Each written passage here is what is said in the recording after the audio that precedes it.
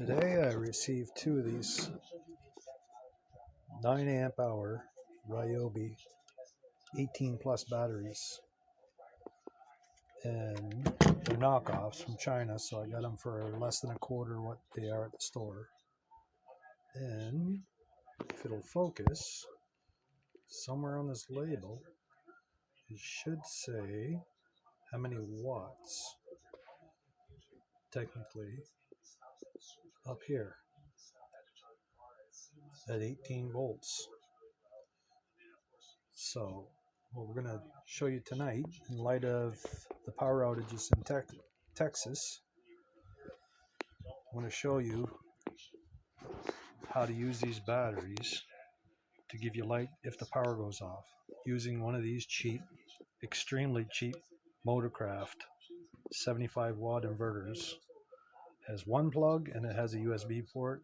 I don't even think if that USB port's good for a 2 amp charger.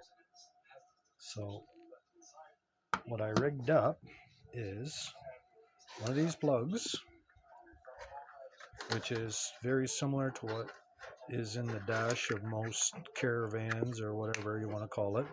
It's just a regular, we used to call them cigarette lighters or auxiliary lighter. As you see, it's 12 volts at 120 watts. It can handle that amount of amperage, which is roughly 10 amps. It runs into this circuit board, which has an output and an input. And there's a button here and a button over here. This one button, all it does is shut the screen off, so you don't have to see it after you have it set. There's a small jewelry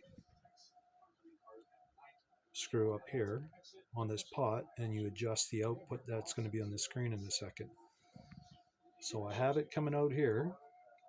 The wire with the line on it is positive, so I have it going through the 5 amp fuse, so it can take a little jolt before it pops. If I can get it to focus in on that. I don't know if you can see the 5 amp on it.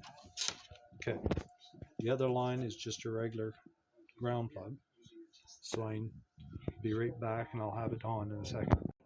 Okay, so we're back.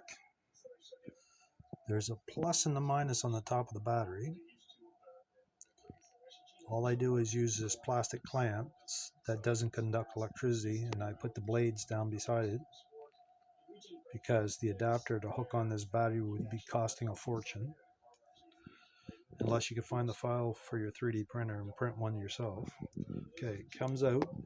That little LED means the power on this side where it says in. In other words, that battery fully charged is 20.7 volts. So if I come over and hit this button on the side, shows the light goes to this side, in other words the output, and I turn the pot until I hit 14.4 volts, roughly what most American cars output. So now this is live. Now give me a second here and I'll plug in the inverter. So I'm back, the inverter's on, and what I'll do is I have a lamp beside me here. Plug it in, and it's just a regular old lamp that's been laying around here. It's got one of those pigtail LED light bulbs in it, but gives you something if the power's off. And as you see, that voltage, I could go in with a screwdriver and adjust it up, but as long as it's I'd say above 12.5 volts to 14.5 volts, anywhere in that range, it should be okie dokie.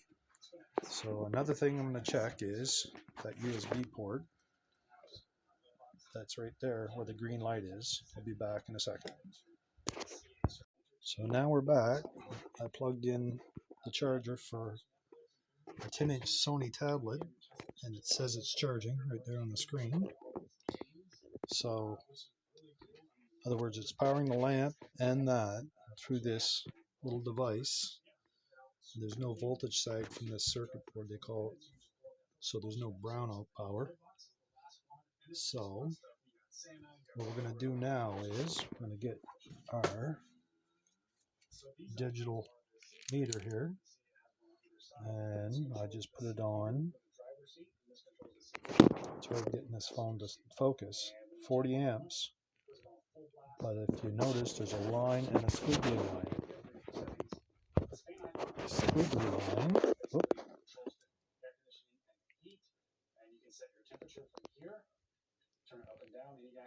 Yeah, the squiggly line means AC power, and the straight line is DC. And on the screen down the lower left corner, you'll see AC. When it hits select, it turns us on DC. So at this point, I can go over and measure how many amps that's coming through these wires and figure out how long this battery is going to last. So it's around, we'll just round it off to 75-ish. So that's 0.75 amps. Okay. So if we come back here, see where it says 20.5 down here on the circuit board. If you times those two numbers together, you get your wattage. So I'll see if I can get the calculation on the screen. We'll be right back. So we're back, and it's just over 15 watts.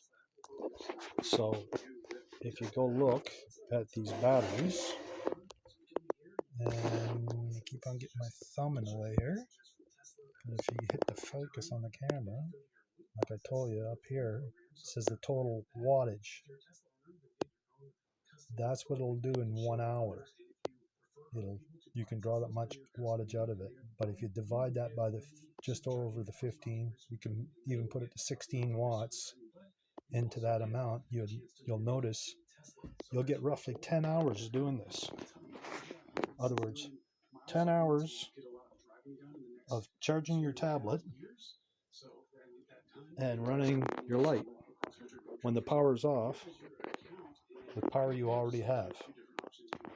No screaming generator. And if you have multiple batteries, you just keep on plugging on the next one and keep on going. I have 2 of these, so I got 20 hours of battery power to do this. So this is my little contribution to teaching people about the electricity that they already have. Have a good night.